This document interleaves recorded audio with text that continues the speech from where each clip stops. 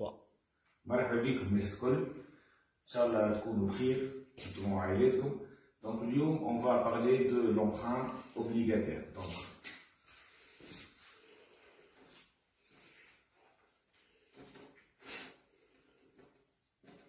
tout d'abord, je tiens à faire la différence entre l'emprunt obligataire et l'emprunt individu. Donc il faut faire la différence entre ce qu'on appelle l'emprunt obligataire et l'emprunt individu.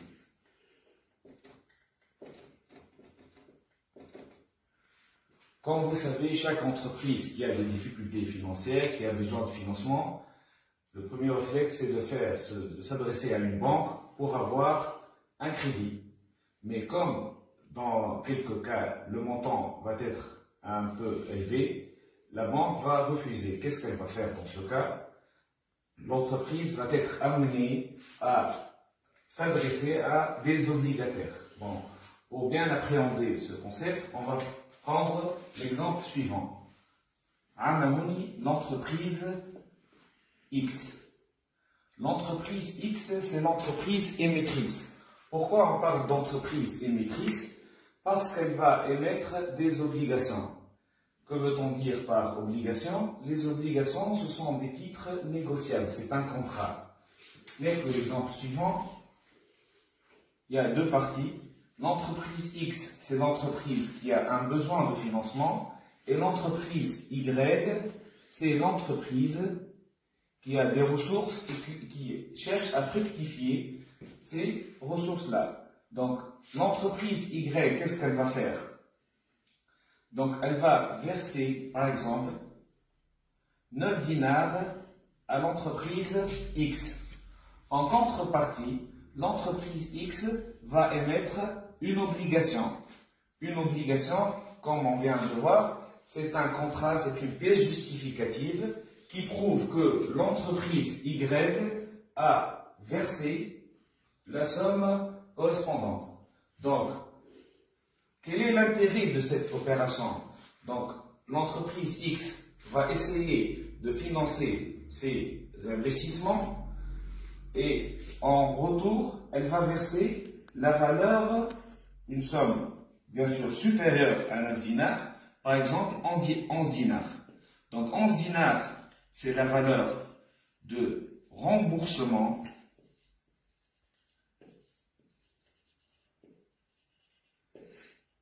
et 9 dinars, c'est la valeur d'émission. La valeur d'émission, c'est la valeur reçue à l'instant t égale à 0, à la date de souscription. Donc, on peut constater qu'il y a une prime de remboursement. La prime de remboursement, c'est la différence entre la valeur de remboursement qui est de 11 et la valeur d'émission est de 9. La faute commise par la plupart des étudiants, c'est que pour eux, la prime est considérée comme un produit. Non, c'est une charge pour l'entreprise X. Autrement dit, c'est les intérêts. Donc, l'entreprise X, elle va dépenser, elle est amenée à sacrifier 2 dinars pour le financement de ce projet. Donc, cette dépense est comptabilisée dans le compte prime de remboursement, c'est un compte de bilan. Pour inciter l'obligataire, l'obligataire c'est l'entreprise Y. Pour inciter l'obligataire à verser l'argent, on va parler de ce qu'on appelle le coupon. Le coupon, c'est comme un intérêt de. C'est l'intérêt 1. On va l'assimiler. On va l'assimiler à l'intérêt 1. Donc, pour inciter l'obligataire à verser le montant correspondant, donc on va parler de ce qu'on appelle le coupon d'intérêt. Le coupon d'intérêt, on le calcule par la manière suivante. Il y a la valeur nominale. La valeur nominale, c'est la base de calcul des coupons. Par exemple, 10 dinars. Et le taux d'intérêt facial, le taux d'intérêt nominal ou facial. Ces deux variables servent à calculer le coupon. Le taux d'intérêt est égal à 0,1 dinar. Donc, le coupon est égal à 10 multiplié par 0,1, c'est 1 dinar. Donc, on va faire un petit récap. Donc, l'entreprise X aura à l'instant T égal à 0, à la date de souscription, 9 dinars. Elle va utiliser cette somme pour investir. C'est une petite somme, c'est un petit exemple.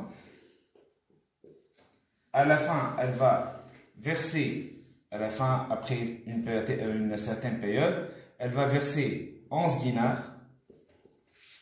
C'est la valeur de remboursement.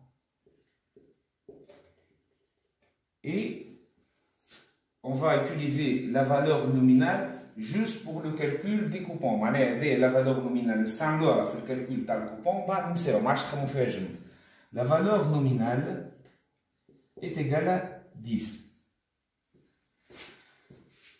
Prenons l'exemple suivant. Donc, l'entreprise va rembourser sur une période, on va rembourser l'emprunt sur une période de 4 ans.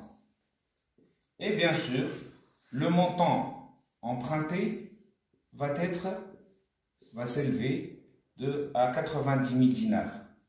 Par conséquent, l'entreprise X est amenée à créer 10 000 obligations. Qui fait pour chaque obligation, l'entreprise X l'obligataire 9 dinars. Pour 2 obligations, elle va verser 18. Pour 90 000 dinars, elle va émettre plutôt 10 000 obligations. La somme totale est 90 millions pour se à la valeur d'émission, la valeur unitaire par obligation. Donc on aura à la fin 10 000 obligations. L'obligataire, l'entreprise émettrice, 90 millions. L'entreprise émettrice va créer 10 000 obligations. Est-ce clair? Bon, pour le remboursement, il y a plusieurs méthodes d'amortissement. Maintenant, on va élaborer le plan d'amortissement, c'est-à-dire la manière avec laquelle l'entreprise émettrice va rembourser. Il y a la méthode de l'annuité constante, de l'amortissement constant et l'infini, le remboursement infini, c'est-à-dire à la fin de la période. On va se limiter à la méthode de l'amortissement constant. Donc le plan d'amortissement, le schéma d'amortissement. L'amortissement, là on parle de l'amortissement de l'emprunt, non pas l'amortissement des immobilisations. Le plan d'amortissement, c'est la méthode amortissement constant.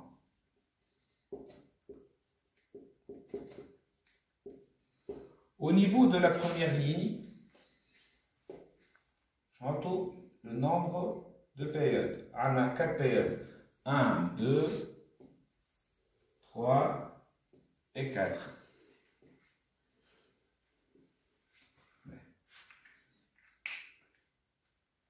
Deuxième colonne, j'entends ce qu'on appelle le nombre d'obligations vivantes. Voilà le capital restendu. Le nombre d'obligations vivantes, c'est le nombre d'obligations qui restent à rembourser. Première année, on a bien sûr 10 000 obligations à rembourser.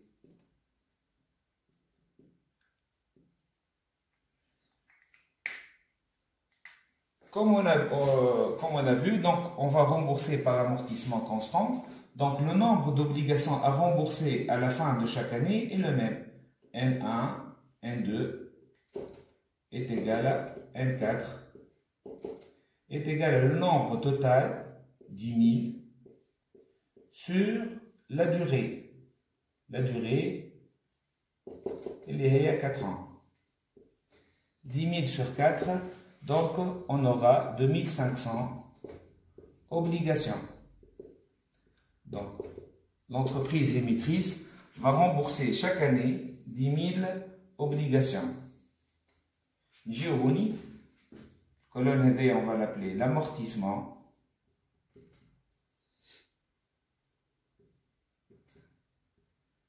On chauffe que je n'ai l'amortissement.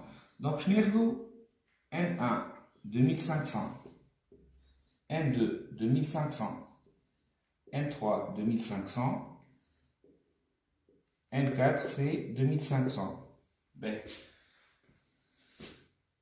je veux présenter une chose qui est très importante.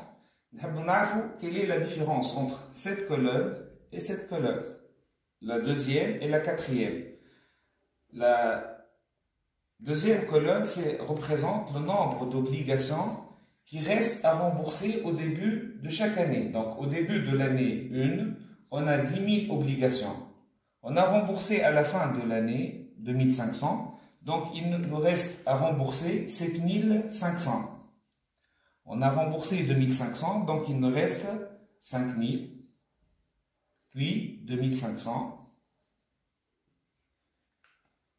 Donc, la différence, c'est le nombre d'obligations qui restent à rembourser au début de chaque année, ou c'est le nombre d'obligations à rembourser uniquement au cours de la période en question.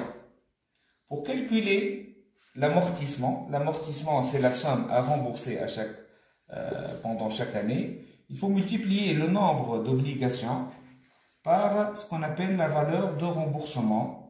On a vu là la valeur de remboursement qui s'élève à 11 dinars. Donc on a la valeur de remboursement, les 11. Donc finalement, l'entreprise émettrice est amenée à verser chaque année 27 500. 27 500. 27 500. Donc, fois 11, fois 11, fois 11. Ben. À part ça, l'entreprise, comme on a vu, il y a les coupons. Donc, l'entreprise émettrice doit verser à l'obligataire des intérêts des coupons. Les coupons se calculent comme suit. Donc, le nombre d'obligations vivantes fois la base de calcul, c'est la valeur nominale, fois le taux d'intérêt facial ou bien nominal. Donc, l'année, il faut préciser que la valeur nominale fois I, c'est le coupon, égal à 1 dinar. Donc, la première année, 10 000 fois 1 dinar. Donc, 10 000 fois la valeur nominale est 10 fois le taux d'intérêt est 0,1. Donc, il y a 10 fois 0,1, on aura 1 dinar. Donc, l'année finalement, on aura 10 000 dinars.